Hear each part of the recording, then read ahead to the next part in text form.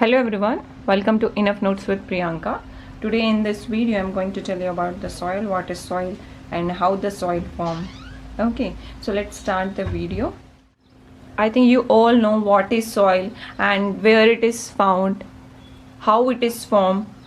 In this video I'll tell you about these all things. Okay, soil is the outer covering of the earth. Soil क्या है? एक outer covering है अर्थ की, ठीक है. ये लूजली अरेंज होती हैं कि इसके अंदर काफी सारे लेयर्स होते हैं. सॉइल के काफी सारे लेयर्स प्रेजेंट होते हैं.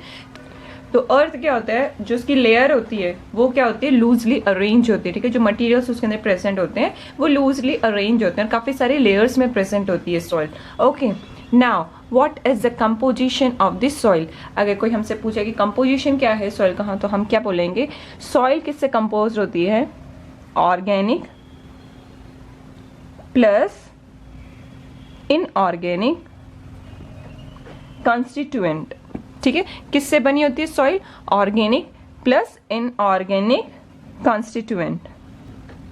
क्या है, सॉइल का outer covering of the earth है, जो क्या होती है, लूजली लेयर होती है उसके अंदर अरेंज. ठीक है, कंपोजिशन अगर बोले सॉइल का तो क्या होता है, कंपोजिशन में ऑर्गेनिक एंड इनऑर्गेनिक कांस्टेंट दोनों उसके अंदर प्रेजेंट होते हैं. ठीक है, नाउ नेक्स्ट, सॉइल क्या होता है, soil is the natural medium. Soil क्या होता है, नेचुरल मीडियम होता है जिसके अंदर प्लांट्स पता ही होंगे क्या होते हैं. ठीक है, जिसके अंदर प्लांट्स क्या करते हैं, जहां पे प्लांट्स लिव करते हैं, ठीक है, उसी के अंदर सॉइल के अंदर ही मल्टीप्लाई करते हैं एंड सॉइल के अंदर ही क्या होते हैं, उनकी डेथ होती है. ठीक है, तो सॉइल क्या एक नेचुरल मीडियम है, किसके लिए, प्लांट्स के लिए, जहां पे प्लांट्स क्या करते हैं, वहां पे लिव करते हैं, मल्टीप्लाई करते हैं, डाई करते हैं. ठीक है, अब ये सारी एक्टिविटी जो प्लांट होता है वो सब सॉइल के अंदर कर रहा होता है, जिस वजह से क्या होता है, ये एक क्या होता है हमारे लिए good source of organic matter बन जाता है.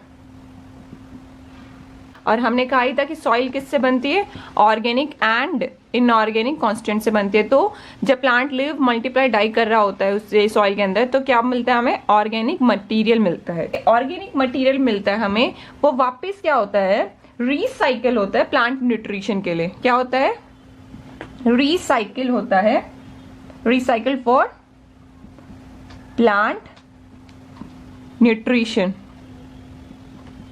अब ये रिसाइकल कैसे होता है, फिर से मैं बताती हूँ. देखो, नेचुरल मीडियम है सॉइल, किन के लिए, प्लांट्स के लिए. प्लांट्स क्या करेंगे, वहां पे लिव मल्टीप्लाई डाई करते हैं, वो क्या बनाता है, ऑर्गेनिक सोर्स बनाता है. और फिर वो क्या होती है, जो सोर्स होता है, ऑर्गेनिक सोर्स, जो हमारा ऑर्गेनिक मैटर बना होता है, उसको रिसाइकिल किया जाता है एज अ प्लांट न्यूट्रिशन. अब देखो, एक प्लांट था, जस्ट सपोज ये एक ट्री था, ठीक है, ये यहाँ पे सॉइल के अंदर, ये यहीं पे सॉइल के अंदर रहा, ये रूट्स हैं सॉइल की. ठीक है, सॉइल के अंदर इसने क्या लिव किया, मल्टीप्लाई किया और डाई किया. ठीक है, अब क्या हो जाता है, ये डाई हो जाता है. तो क्या होता है, ये सॉइल की जो भी इसमें जो भी बनता है ऑर्गेनिक मैटर जो बना, वो इधर ही सॉइल के अंदर डिपोजिट हो गया, सॉइल के अंदर डिपोजिट हो गया. ओके, अब क्या होता है कि जो नेक्स्ट जो प्लांट ग्रो होगा, फॉर सपोज यहाँ पे कोई एक और नेक्स्ट, ये ऑर्गेनिक जितना भी हमारा ये मैटर था, ये यहीं पे जमा है हमारी सॉइल के ऊपर. ठीक है, ऊपर नीचे अंदर. अब यहीं पे क्या होता है कि हमारा एक और न्यू प्लांट निकलता है. ठीक है, एक और हमारा न्यू प्लांट ग्रो करता है. तो अब क्या होगा, जो ये ऑर्गेनिक मैटर पहले वाले ट्री ने दिया था, अब वो किसके लिए यूज हो रहा है, जो नेक्स्ट ट्री बना है हमारा, जो नेक्स्ट प्लांट ग्रो हुआ है, अब उसके लिए यूज होगा. ठीक है, I think you understood this point, recycle for the plant nutrition.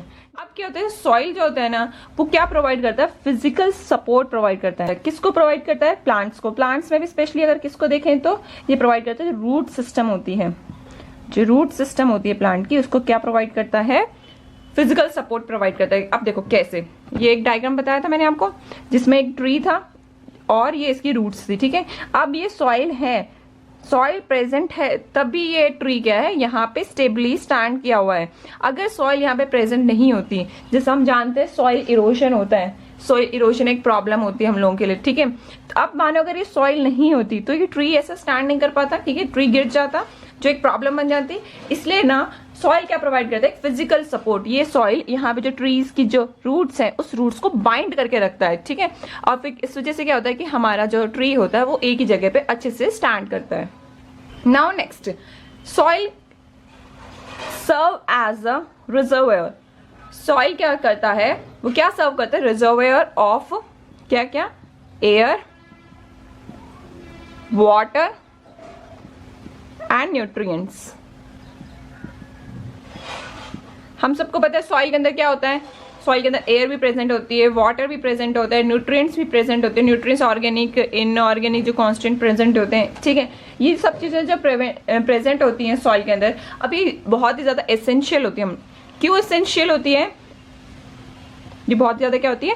Essential होती है। किन के लिए एसेंशियल होती है? Again for the plant growth, ठीक है। प्लांट ग्रोथ के लिए ये सारी चीज जरूरत होती है। क्या? एयर, वाटर, न्यूट्रिएंट्स, किसी भी प्लांट ग्रोथ के लिए ये सारी चीजें क्या होती है? बहुत ज्यादा इंपॉर्टेंट होती है। तो सॉइल क्या करता है? इन सबको रिजर्व करके रखता है अपने पास, ठीक है। नेक्स्ट बेड रॉक्स क्या होती हैं? बेड रॉक्स के बारे में आपको आई थिंक पता ही होगा, नहीं पता तो चलो मैं बताती हूँ। बेड रॉक्स क्या होते हैं? तो बेड रॉक्स क्या होती हैं? जो पोर्शन ऑफ अर्थ होती है बीनीथ द सॉइल, सॉइल के नीचे जो अर्थ प्रेजेंट होती है, ठीक है, जो पोर्शन सॉइल के नीचे प्रेजेंट होता है उसको हम क्या कहते हैं? बेड रॉक कहते हैं, ठीक है, बेड रॉक कहते हैं। Next weathering. वीदरिंग एक प्रोसेस है जिस वजह से क्या होता है कि सॉइल फॉर्मेशन होता है, ठीक है। आपको आई थिंक ये नाम तो कई बार सुना होगा कि वीदरिंग क्या होती है, वीदरिंग प्रोसेस की वजह से सॉइल बनती है। तो वीदरिंग प्रोसेस क्या होती है? जो ये वीदरिंग होती है ये किस लिए यूज होती है? वीदरिंग प्रोसेस होती है फॉर्मेशन ऑफ सॉइल के लिए, ठीक है। Formation of soil, weathering means formation of soil is known as weathering. अब जो सॉइल की जो प्रोसेस होती है फॉर्म होने की, जो फॉर्मेशन की जो प्रोसेस होती है वो क्या होती है? स्लो होती है, बहुत ही स्लो होती है, लेकिन ग्रेजुअल होती है एंड कंटिन्यूअस होती है। तो सॉइल बनने की जो प्रोसेस होती है वो क्या होती है? बहुत ही ज्यादा स्लो होती है, ग्रेजुअल होती है और कंटिन्यूअस होती है। दिन में सॉइल नहीं बन जाती। 1 ग्राम सॉइल बनने के लिए थाउजेंड्स ऑफ ईयर चाहिए होते हैं, ठीक है। तभी इन्वायरमेंटल फैक्टर्स होते हैं, उन सब का इफेक्ट जो होता है रॉक्स के ऊपर पड़ता है, उसको हम क्या बोलते हैं? सॉइल फॉर्मेशन बोलते हैं। तो अब देखो मैं आपको बताती हूँ कैसे। जस्ट सपोज ये माउंटेन है, ठीक है, माउंटेन्स है। अब इन माउंटेन्स में कई बार क्या होता है कि नीचे नीचे हमने रॉक्स भी देखा है, रॉक्स होती है नीचे, ठीक है। अब कंटिन्यूसली क्या होता है कि जो यहाँ पे सन होता है, हमारा जो सन होता है कंटिन्यूसली सनलाइट दे रहा होता है, ठीक है। इनके ऊपर भी आ रही होती है माउंटेन्स, और इन स्टोन्स के ऊपर जो हमारे पत्थर होते हैं, रॉक्स, इन सब के ऊपर क्या होते हैं? सनलाइट आती है। इसके अलावा रेनफॉल, ठीक है, जब भी बादल होते हैं, बारिश होती है, रेनफॉल होते हैं हमारे यहाँ, ठीक है, कंटिन्यूसली रेनफॉल हो रही है। इधर रॉक्स के ऊपर भी हो रही है और माउंटेन्स के ऊपर भी क्या हो रही है? रेनफॉल हो रही है, ठीक है। नेक्स्ट क्या होता है कि इसी के अंदर क्या होता है? टेम्परेचर का फ्लक्चुएशन होता है। टेम्परेचर का क्या होता है? फ्लक्चुएशन होता है। कभी टेम्परेचर ज्यादा होता है, कभी टेम्परेचर कम हो जाता है। जैसे हम देखते हैं कि सर्दियों में क्या होता है? विंटर सीजन में बहुत कम टेम्परेचर हो जाता है, वहीं समर सीजन में टेम्परेचर 50 तक पहुंच जाता है। तो टेम्परेचर का क्या होता है? फ्लक्चुएशन होता रहता है। अब टेम्परेचर का फ्लक्चुएशन होता है, साथ के साथ क्या हो रहा है? प्रेशर का भी क्या होता है? फ्लक्चुएशन होता रहता है, ठीक है। टेम्परेचर का फ्लक्चुएशन, प्रेशर का फ्लक्चुएशन, इनके साथ साथ क्या होता है? विंड, हवा भी कंटिन्यूसली ब्लो करती रहती है, ठीक है, हवा भी कंटिन्यूसली चलती रहती है। इन सब प्रोसेस है, ये सारे इन्वायरमेंटल फैक्टर से क्या होता है? हमारी सॉइल फॉर्मेशन होता है, ठीक है। तो वीदरिंग क्या होता है? वीदरिंग ऑफ रॉक्स इस प्रोसेस का नाम है, जिसमें क्या होता है कि ना फॉर्मेशन ऑफ द सॉइल बहुत स्लो होती है, ग्रेजुअल होती है, कंटिन्यूस होती है। इसके साथ साथ जो इन्वायरमेंटल इफेक्ट होता है रॉक्स के ऊपर, ठीक है, उन सबको मिला के वीदरिंग प्रोसेस होती है, ठीक है। इन्वायरमेंटल फैक्टर जिससे बताया था मैंने, sunlight, pressure, temperature, rainfall, wind, ठीक है, इन सब से क्या होता है? हमारी सॉइल फॉर्मेशन होती है। अब मैं इसकी डेफिनेशन लिख देती हूँ आपके लिए। एक बार डेफिनेशन बताने से पहले मैं आपको बताती हूँ कि जो ये रॉक्स थे, माउंटेन्स थे हमारे, है ना, इन सब के ऊपर क्या हुआ था? हमारे इन्वायरमेंटल फैक्टर का इफेक्ट हुआ था। अब जो ये रॉक्स होती है, ठीक है, देखो जो ये रॉक्स थी इसके ऊपर कंटिन्यूसली क्या हुआ? सनलाइट आई, ठीक है, रेनफॉल हुआ, टेम्परेचर, प्रेशर, ये सब हुआ, विंड ब्लो होती रही, ठीक है। जिस वजह से क्या होता है कि जो ये रॉक थी हमारी, उसमें क्या होता है? क्रैक्स आ जाते हैं। क्या आ जाते हैं? क्रैक्स आ जाते हैं। अब ये क्रैक्स कहीं से भी आ सकते हैं, बीच में आ जाता है, एकदम उनके मिडल में, या एकदम साइड में, उसमें कोई फर्क नहीं पड़ता, ठीक है। वो डिपेंड करता है, नेचुरली डिपेंड होता है, ठीक है। तो अब मानो ये क्रैक आ गया इसके ऊपर। अब ये क्रैक आया, इसके बाद में ये और छोटा हो गया और इसमें क्रैक आ गया। अब ये सिर्फ इतना बच गया हमारे पास। इसमें भी कंटिन्यूसली सेम इन्वायरमेंटल फैक्टर्स ने अपना इफेक्ट डालते रहे। अब इसमें भी क्या हो गया? क्रैक आ गया। अब धीरे धीरे क्या होगा? ये और छोटा हो गया। फिर इसमें continuously temperature, pressure, wind, sunlight, इन सब की वजह से क्या होता है ये और छोटा हो गया। ये कंटिन्यूसली क्या होता है स्मॉलर साइज में होता चला जाता है, धीरे धीरे छोटा हो जाता है और फिर एट लास्ट ये क्या हो जाता है सॉइल में कन्वर्ट हो जाता है। ठीक है, सॉइल पार्टिकल्स में कन्वर्ट हो जाते हैं। डेफिनेशन की तरफ चलते हैं हम लोग। तो the process involve in the formation of soil are slow. ठीक है, जैसे मैंने आपको बताया जो प्रोसेस होती है फॉर्मेशन ऑफ सॉइल का वो क्या होती है, वो स्लो होती है, ग्रेजुअल होती है, कंटिन्यूस होती है। ठीक है, और and the sum total of the environmental effect on the rock collectively known as weathering of rocks। ठीक है, यही था कि कंटिन्यूसली क्या होता है स्लो ग्रेजुअल कंटिन्यूसली उसके इफेक्ट डालता रहता है, फिर एनवायरमेंट इफेक्ट आता है रॉक के ऊपर, इन सबको क्या बोलते हैं कलेक्टिवली क्या बोलते हैं हम लोग वीदरिंग ऑफ रॉक्स।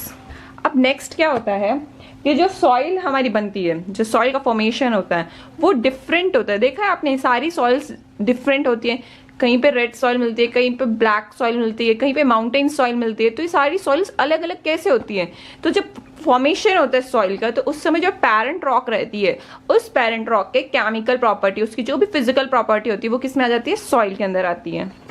तो ठीक है, फॉर्मेशन ऑफ सॉइल किसके ऊपर डिपेंड करती है, फॉर्मेशन ऑफ सॉइल डिपेंड करता है पेरेंट रॉक के ऊपर डिपेंड करता है। अब तक ये रॉक लिया होता है, इस रॉक को ब्रेक करते करते करते करते जब ये स्मॉल स्मॉल स्मॉल होता गया सॉइल में कन्वर्ट हो गया तो ये क्या हुआ सॉइल फॉर्मेशन हो गया।